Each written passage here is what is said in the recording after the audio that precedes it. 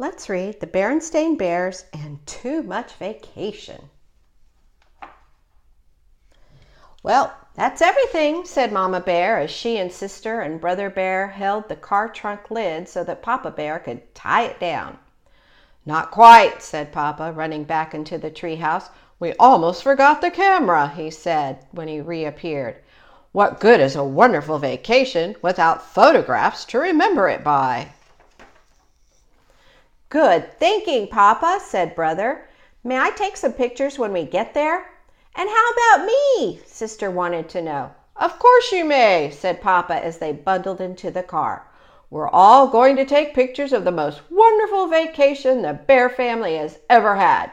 All right now, everybody buckle up and we'll be on our way. 4 safety belts clicked into place and they left their safe, comfortable treehouse and headed for the excitement and adventure of a vacation high up in the wilds of the Great Grizzly Mountains. It had been Papa's idea to take their vacation in the Great Grizzlies. It'll be a real wilderness experience. We'll live off the land. We're getting too soft here in the valley with all our supermarkets and other conveniences. When he saw the ad in the newspaper, there was no holding him. It said, "Try a wilderness vacation, a lovely mounted cabin complete with a rowboat by beautiful Crystal Lake." Ah, said Papa, painting beautiful word pictures. To wake with the rising sun and catch our breakfast from a clear mountain lake.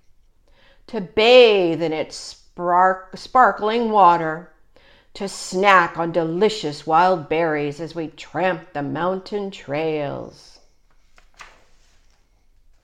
To gaze at the beauty of a mountain sunset, then to sleep through the peace and quiet of a mountain night, far from the noise and traffic and neighbors' barking dogs. It all sounded great to the cubs. What kind of fish will we catch, Papa? Asked Brother. Trout, no doubt, he answered with supreme confidence. But Mama wasn't so sure he would catch anything. So when she packed, she took along some canned goods in case the trout weren't biting, and some books and games in case of a rainy day. I can almost taste that fresh-caught trout, said Brother, as the road led ever higher into the mountain forest. And I can almost taste those yummy wild berries, said Sister. And don't forget my terrific wilderness stew, said Papa as he turned onto an even steeper road. But we didn't bring things for stew, objected Mama. All we brought are some canned goods. Of course we didn't, laughed Papa. I'm talking about my special live-off-the-land survival stew. It's my secret recipe. I make it from bark, leaves, and roots that I find in the woods. When will we get there? Asked the cubs. Very soon. I can tell by the smell of that mountain air, said Papa, taking a deep breath. That's not mountain air, complained Brother, making a face. That's skunk. Said Papa, wrinkling his nose. A good time to start taking those pictures, thought Mama. Phew, said Papa. Click, said the camera. Oh my goodness, she caught him. There's the cabin, shouted Sister as they rounded a bend. And there it was indeed. A mounted cabin beside a lake, complete with rowboat. Of course, it wasn't quite as they had pictured it from the ad. Crystal Lake looked more like mud soup. The lovely mountain cabin looked more like a tumble-down shack. There was a rowboat, all right, but it was half sunk in the lake. Can you see it? But Papa wasn't the least bit discouraged. He was more excited than ever. It's perfect, he shouted. The most perfect live-off-the-land vacation spot I've ever seen. Mama wasn't so sure. She noticed that there were no wires leading into the cabin, which meant there was no electricity. That's the last thing we need, scoffed Papa. What you need on a live-off-the-land vacation is plenty of can-do spirit and lots of forest smarts. and I've got enough of those for all of us."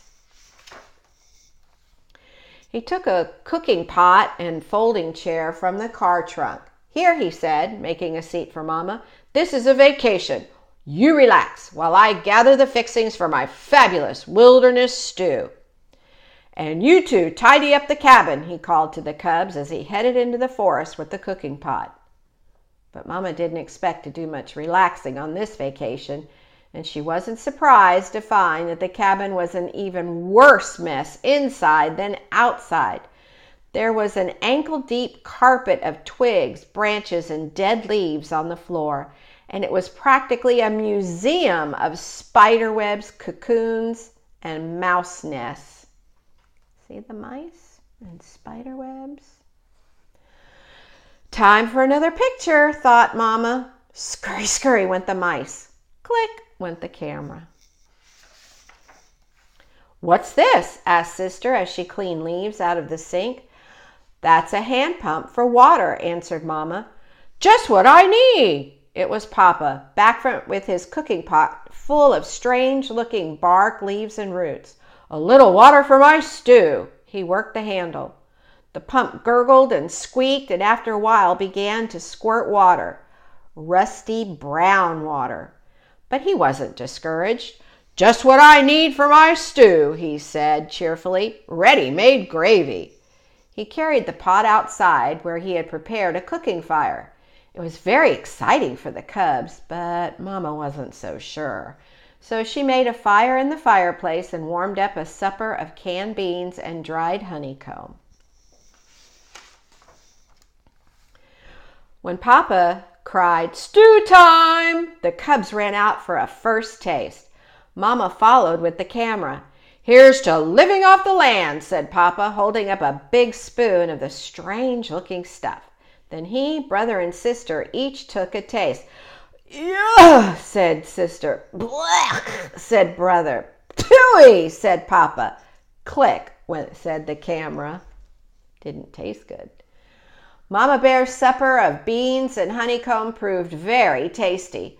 Papa Bear stretched and yawned. "Now, early to bed so I can get up with the sun and catch our breakfast." "Woohoo!" Ribbit, ribbit. Click, click, click, click, ribbit. Woohoo! The sun did rise, and it was very beautiful, but Papa snored right through it. The frogs, crickets, and owls had made such a racket during the night that he hadn't fallen asleep until just before the rising sun lit up the sky. Papa began to get a little discouraged when he went out to catch breakfast. The boat sank as soon as he stepped into it, and all he caught was a gloppy mudsucker that made snuffling noises and stared. "Snuffle, snuffle, glop," said the mudsucker. "Click," said the camera. There's the camera. It was Papa's turn to snap the picture when Mama and the cubs tasted the wild berries. The thorns were something fierce, and the berries were so sour, even the birds puckered. Later, there was a perfectly beautiful sunset, but the bear family didn't get to see much of it. They were too busy swatting the swarms of hungry mountain mosquitoes that swooped in from the lake. "Live off the land, you say?" shouted Mama as they ran for the cabin. "With all these thorns and mosquitoes, it's more like the land is living off us." It began to rain just as they reached the cabin, but the roof leaked badly, and pretty soon they had more leaks than they had pots and pans. They spent a miserable night. By morning, they were soaked to their fur, and there was a foot of water in the front stairwell.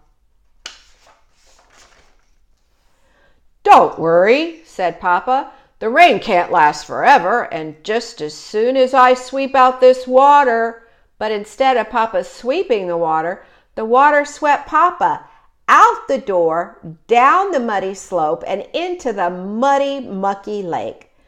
When Mama and the cubs reached him, he looked more like a mud ball than Papa Bear. "Say," he said, looking up at them, "I have a terrific idea." Let's go home. So the bear family loaded the trunk, put the car top up, bundled into the car, and bumped and splashed down the mountain in the driving rain. The rain had stopped and the sun had come out by the time they reached the valley, and their treehouse had never looked so good to them as it did that day. The next day, Mama took the film to the camera store to be developed. When the pictures came back a few days later, the bear family wrote titles on them. They began to chuckle as they passed the pictures around. The chuckles grew to roaring laughter, and soon they were laughing so hard they cried. Papa smells the mountain air. We are greeted upon our arrival. We taste Papa's wilderness stew. Papa catches our breakfast. Our first taste of wild mountain berries. Papa decides it's time to go home. And every so often through the years, they take out those pictures and have an absolutely wonderful time enjoying the worst vacation the bear family ever had. The end. Thank you for reading along with me.